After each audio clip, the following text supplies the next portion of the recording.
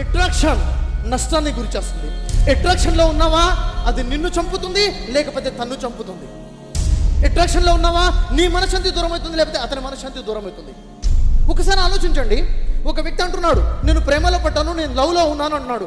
ఎందుకు అంటే, నాకు ఎందుకు అన్నం తినబుద్ధి కావట్లేదు, మాటిమాటికి గుర్తొస్తుంది, మాటిమాటికి గుర్తొస్తున్నాడు, నాకు చదువు మీద కాన్సన్ట్రేషన్ లేదు, నేను చదువుకోలేకపోతున్నాను, రాత్రి కూడా నిద్ర పట్టడం లేదు.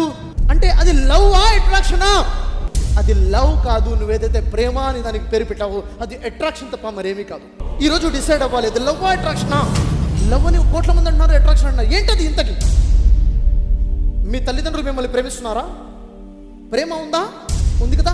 సరే, మీ తల్లిదండ్రులు అంటున్నారా, మిమ్మల్ని చూడకపోతే అన్నం తినలేకపోతున్నాము, నువ్వు కనపడకపోతే అన్నం నిద్రపట్టడం లేదు, ఎప్పుడే నువ్వే గుర్తొస్తున్నావు, నువ్వు తప్ప నాకు ప్రపంచంలో మీ తల్లిదండ్రులు మీతో ఎప్పుడన్నా అన్నారా? అనలేదంటే ప్రేమ లేదనా? అలా అంటున్నారంటే అది ప్రేమ కాదు, అట్రాక్షన్ అనా కాదా? అది అట్రాక్షన్. నేను గుడ్డివాణిగా చేసేసింది, నేను పిచ్చివాణిగా చేసేసింది, నువ్వు దారి తప్పిపోయావు. నువ్వు ప్రేమించాలి, పెళ్లి చేసుకోవాలనుకున్నావా? ఒక వాస్తవం చెప్తాను. నిన్ను పుట్టించిన నీ సృష్టికర్త అనే దైవం నిన్ను పుట్టించినప్పుడే నీతో పాటు నీ జంటను కూడా తయారు చేశాడు, తెలుసా? నువ్వు పుట్టక ముందే నీ జంట ఎవరో దేవుడు నిర్ణయించి పెట్టాడు.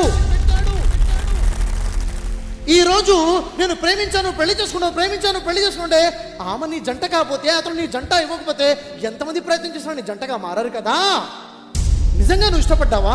నిజంగా నువ్వు పెళ్లి చేసుకోవాలనుకున్నావా? నిన్ను నువ్వు ప్రూవ్ చేసుకో. జీవితంలో ఒక పార్ట్ మాత్రమే అది.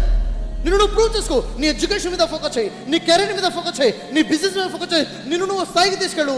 ఎవరు కూడా మీ మ్యారేజ్ని రిజెక్ట్ చేయరు. ఇక నువ్వు ప్రూవ్ చేసుకుంటే ఇంకెక్కడ ఫెయిల్ అవుతావు? ఆమె లైఫ్ పార్ట్నర్ అని దేవుడు నిర్ణయించుంటే ఖచ్చితంగా నీకు దొరుకుతుంది, ఎక్కడ మిస్ అవ్వదు కదా. అవునా? ప్రేమ అంటే అది కాదు, కాలేజ్లో పంకొట్టి చెట్లనక పుట్టలనక పార్కుల్లో తిరిగేది కాదు. ప్రేమ అంటే అది కాదు. ప్రేమ అంటే యాసిడ్ దాడులు కావు. నువ్వు ప్రేమిస్తావా లేకపోతే యాసిడ్ దాడి చేస్తాను, ఇది కాదు ప్రేమ అంటే. అది అట్రాక్షన్, పిచ్చి, వ్యసనం. అవునా కాదా? ఒక్కసారి కళ్ళు తెరవండి.